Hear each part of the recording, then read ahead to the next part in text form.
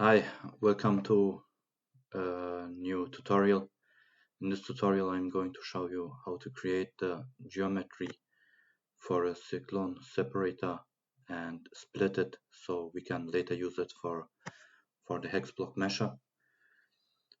So the first thing is we go to Tools and we will generate a simple Cyclone Separator without the dust outlet bin geometry. So if you hit on Preview, this will going to spin it up. So I will export it to the cut environment, and then you will see that we have the body and the inlet.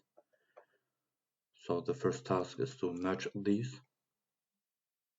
So I will go to this icon, fuse operation, select both, hit the target button, and you will see that two shapes are selected.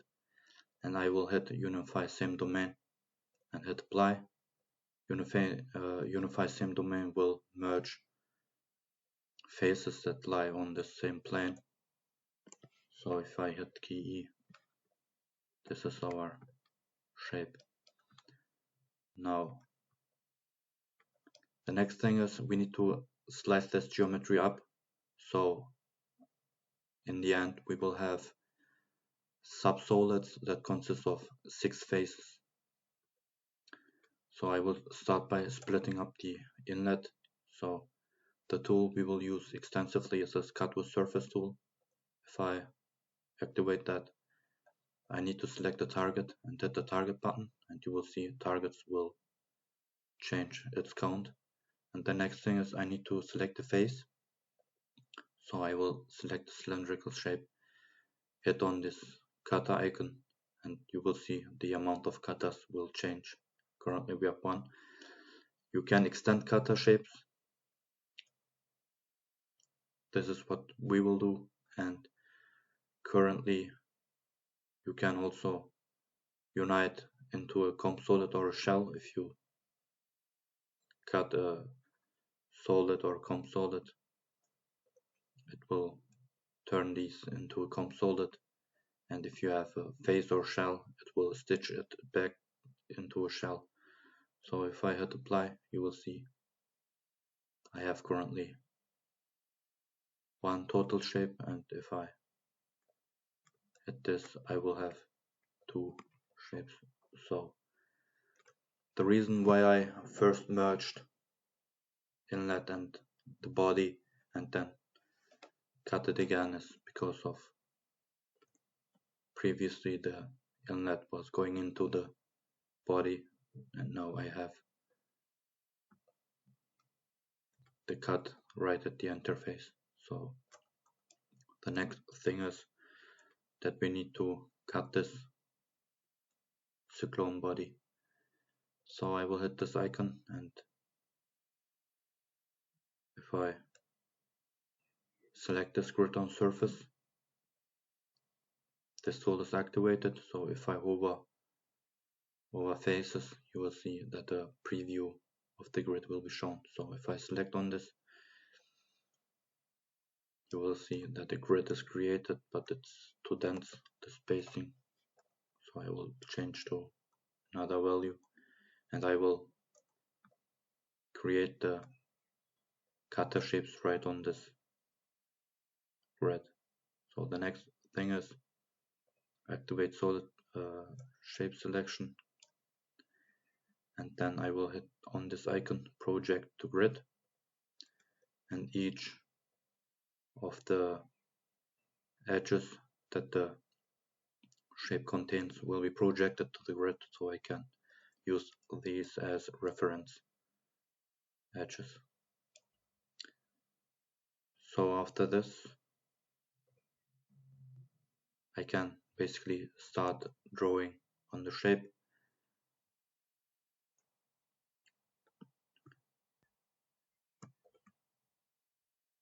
So I will first in the center create a rectangle with width 50 and height also 50, and I will hit E, and that will create 4 edges. And after that I need to create multiple edges.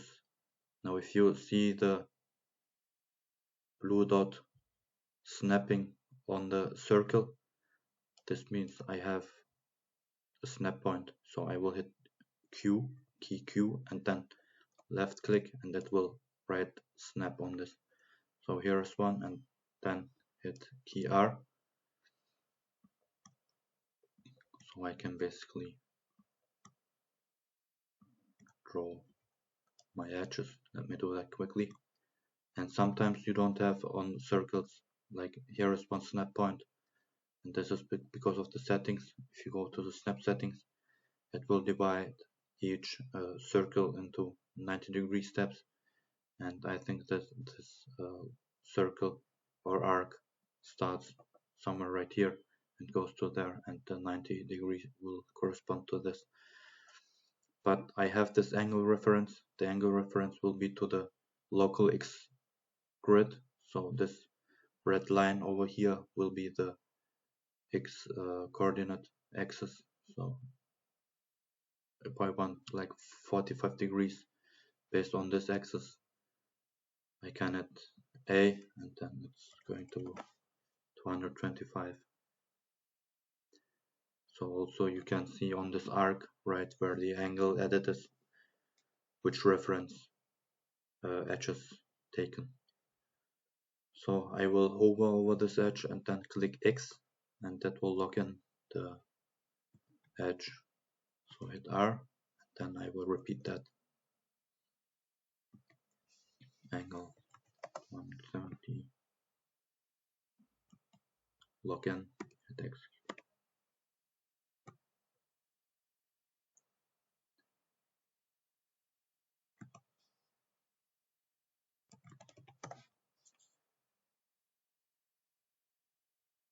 Hit X, execute, R for return.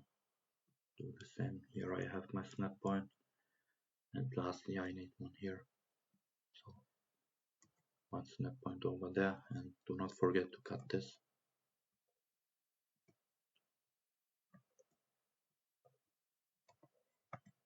Okay, we are basically done. So do not forget to split the edges now. I will activate the Smart Trimmer tool, activate edge selection, and you will see you can basically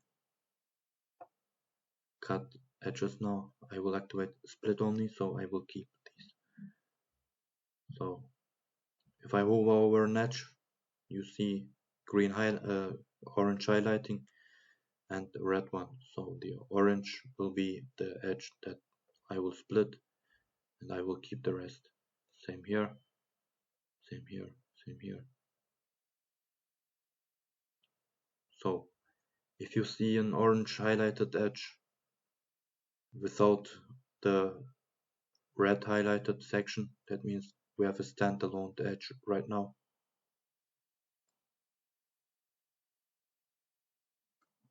So that's it. So I will then extrude these edges to create kata planes. So first of all, I want to save the active grid. So right click on grids, and you can double click and rename. And if you now deactivate and hit on this, it will create the grid where it was before. So let me also delete the projections. And now I will box select. If I select the key B and left mouse button, I can drag the box, and then I will select the edges.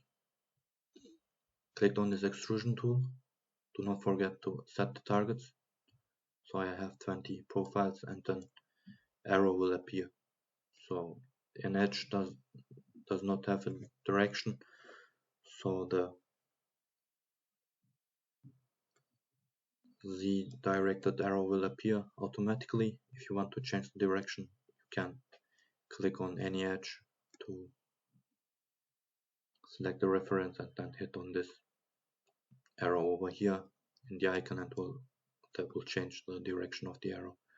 So now I can drag this arrow.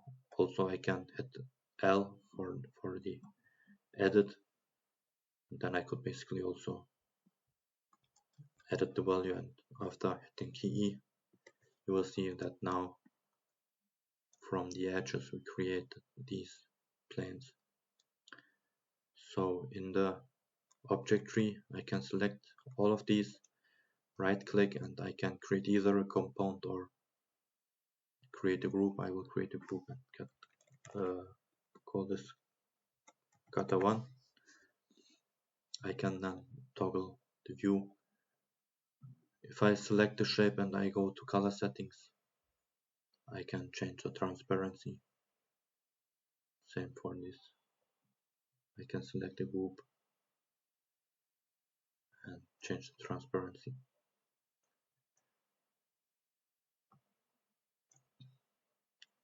So what we further need is we need to cut sections out.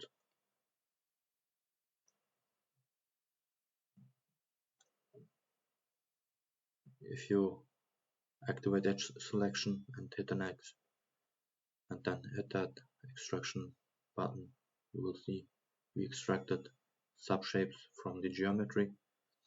Now I can go to this move button, hit this, do not forget to activate the selection, and if you drag the arrow you will see the preview will move. So I will create a copy of this, and then I will select this edge over there and hit this move directional to selection, and then hit E to create a copy of that. And once again, let me do that again, create the copy right over here. So if I move that, so these three edges now, if I hit this create face, create surface tool, you can create surfaces from closed edges and vias. So let us group these, kata 2, and then after this I will extract this edge and then move that.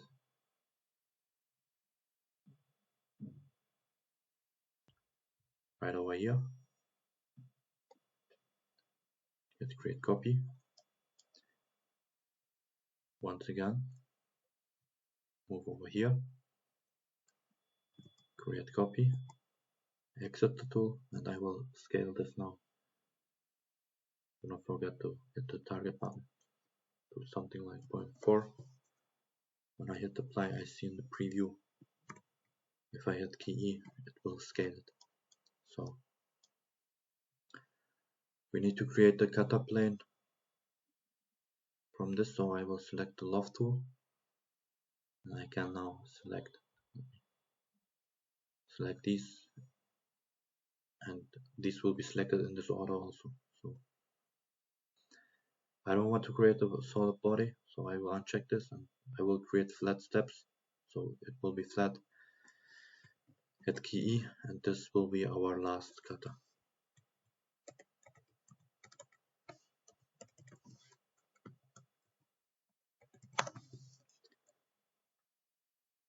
So disable these edges, maybe add some transparency. Okay. Now I will cut this cyclone body one by one. So hit this cut with surface, select your target, and then you can select from the object tree your kata face. So you will see target size is 1 kata 1. I do not want to extend the kata shape, and the outcome of this needs to be solid. So if I hit apply, sometimes it is better to add the fuzzy logic.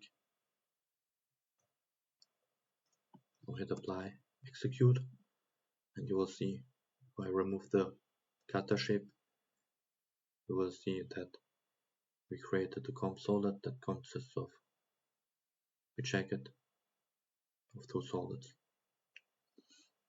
So I can now activate the next cutters. So hit the solid, you can also hit from the object tree. Hit the solid, pass it to the targets, hit the cutter group, pass it, you will see target size 1, cutter size 3.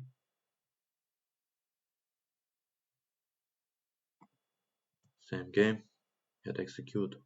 If you remove this, what do we got?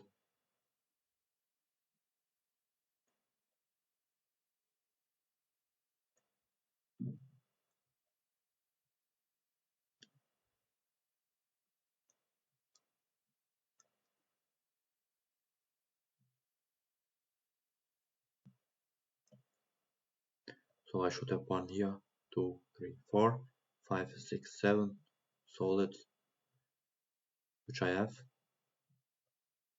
Now if I run the final cutter shapes here, I think it would get difficult to count this. So hit this, pass this target, select the cutters, pass this cutters.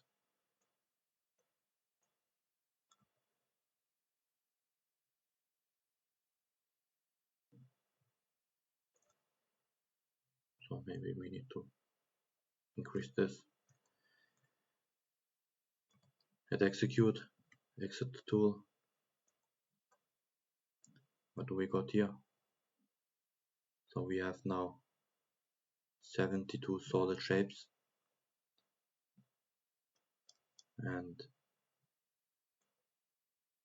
if you hit this menu, check for hex mesher, that tool will check if the solid is ready to be passed to the hex block mesher. It will check if all 72 solid shapes are perfect hexes. So each solid needs to have 6 faces. I can close this. Otherwise it will complain and show the solid sections that needs to be further cut operation. So we need to finally merge these two. I go to the stitch tool over here. If I hit this, you will see one final comp solid. Hit on this, check in the menu, and it will say hopefully all solids are perfect hexes. And one final step, because we did lots of cut operations, internally the topology can be messed up. So I will hit this and then click on this fix shape. That will finally fix the orientations and everything what you don't see in the cut environment, but internally it has lots of mathematical expressions and tolerances that will fix all of these. So what we have here right now is a perfectly valid shape for the hex block mesher, and I will create the video for this tutorial for the meshing separately. So thanks for watching and stay tuned.